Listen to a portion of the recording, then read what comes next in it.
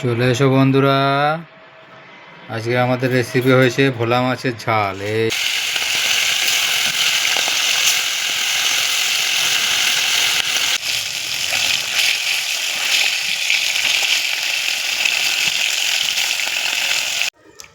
এই যে ভোলা মাছের ঝোলের জন্য দিয়ে দেব জিরে, তেজপাতা,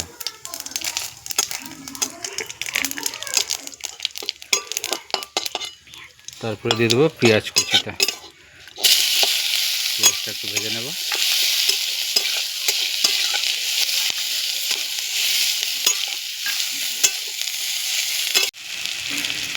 পেঁয়াজটা ভাজা ভাজা হয়ে গেছে বন্ধুরা, এবার দিয়ে দেবো আদা রসুনের পেস্টটা।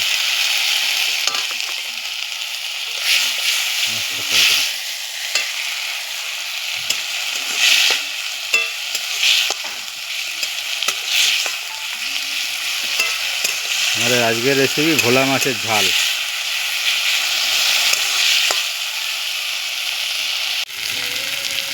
আদা রসুনটা কষানো হয়ে গেছে, এবার দিয়ে দেবো কুচানো টমেটোটা। এবার এটা দিয়ে ভালো মতো কষিয়ে নেব।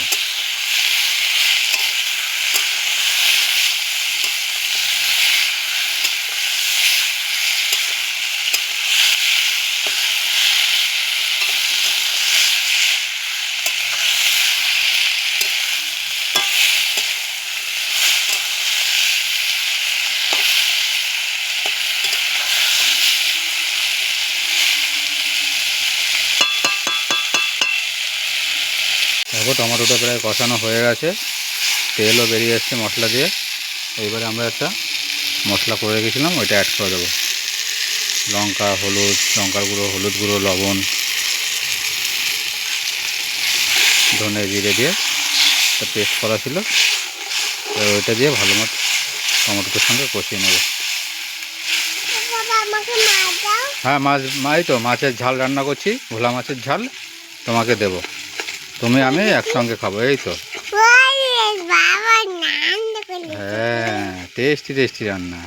তারপর মশলাটা কষিয়ে একদম শুকিয়ে ফেলেছি, তেল বার করে দিয়েছি। এবার মশলাটার মধ্যে একটু জল দিয়ে দেবো।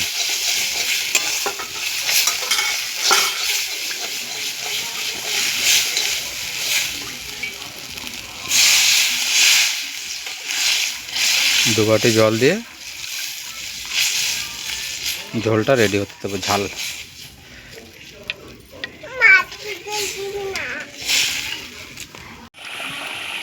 ঝোলটা ফুটে উঠেছে, এবারে ভোলা মাছগুলো দিয়ে দেবো এক এক করে।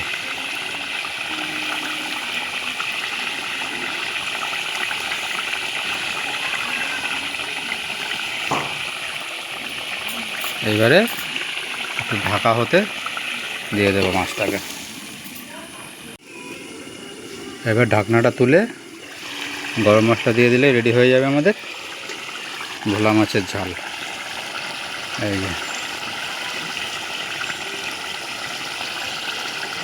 সুন্দর করে গরম মশলাটা দিয়ে দিলাম।